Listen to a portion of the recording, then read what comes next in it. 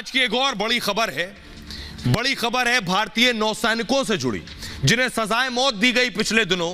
खबर यह है कि अब सिर्फ और सिर्फ 9 दिन बचे।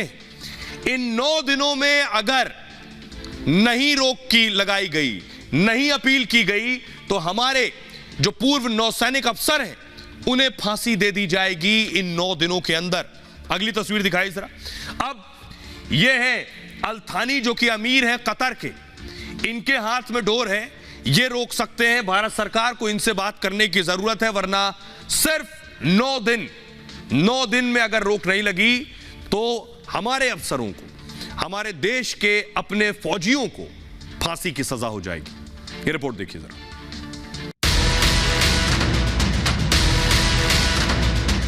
कतर में पूर्व सैनिकों की सजा में बचे हैं सिर्फ 9 दिन।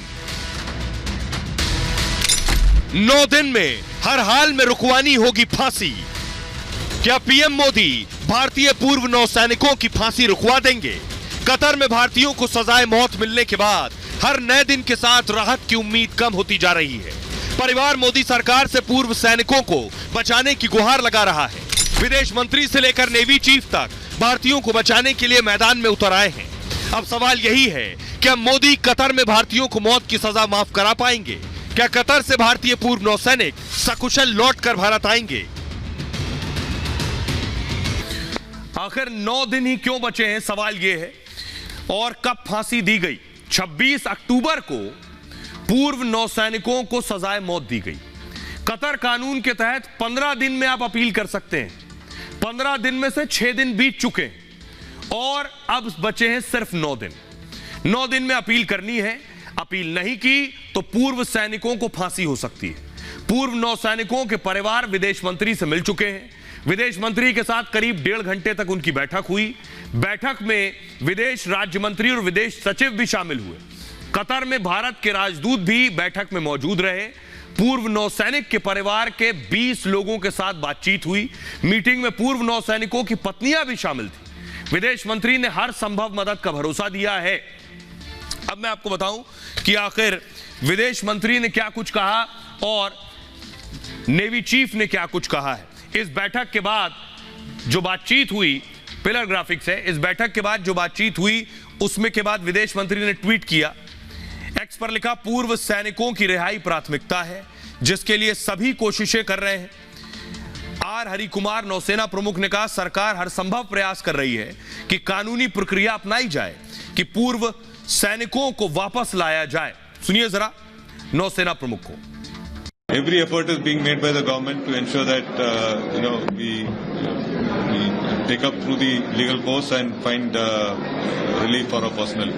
और आखिर कानूनी तौर पर क्या किया जा सकता है? हमारे साथ वरिष्ठ वकील अमिताभ सिन्हा साहब जुड़ रहे हैं। सर, मेरा सवाल यह है कि आखिर 9 दिन का वक्त बचा है, क्या कुछ हो सकता है? भारत सरकार इसमें पूरी कोशिश कर रही है अपनी यथाशक्ति, और मुझे इसका पूरा भरोसा है कि उसमें भारत सरकार को सफलता मिलेगी। जैसे बैक चैनल्स बोलते हैं, कूटनीतिक और बाकी जो जितने भी प्रयास हैं, न्यायिक भी उपलब्ध प्रयास हैं, जिसमें अंतर्राष्ट्रीय न्यायालय है, international court of justice UN का, वहाँ भी उसके विकल्प खुले हैं भारत के उनको बचाने के लिए। लेकिन सबसे पहले कतर की जो न्याय व्यवस्था है, भले ही वहाँ पर इस्लामिक शरिया लॉ यानी एक तानाशाही इस्लामिक कानून चलता है, तो मैं मानता हूँ कि उसमें उन पूर्व नौसैनिकों को इस डेट पे तो कुछ खतरा नहीं है निश्चित रूप से।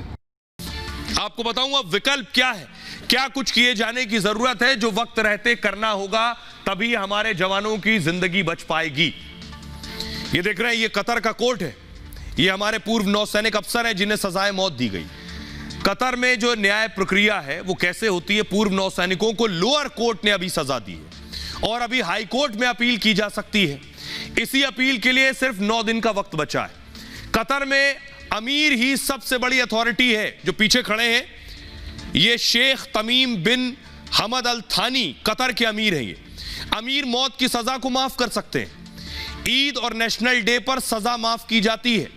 18 दिसंबर को आ रहा है नेशनल डे, उनका राष्ट्रीय दिवस जो है। ऐसे में भारत कूटनीति का इस्तेमाल कर सकता है, अमेरिका के जरिए कतर पर दबाव बना सकता है। कतर के अमीर पर अमेरिका की मजबूत पकड़ है, तुर्की के जरिए मध्यस्थता भी कराई जा सकती है। कतर के शाही परिवार से तुर्की के अच्छे संबंध हैं। भारत सरकार ने हर संभव मदद का आश्वासन दिया है। अगर नौसैनिकों को फांसी की सजा दी गई तो कतर और भारत के रिश्ते खराब हो जाएंगे। 2015 में कतर के साथ भारत का समझौता हुआ, सजा याफ्ता कैदियों के हस्तांतरण पर सहमति बनी। ऐसे में भारत प्रत्यर्पण की मांग उठा सकता है।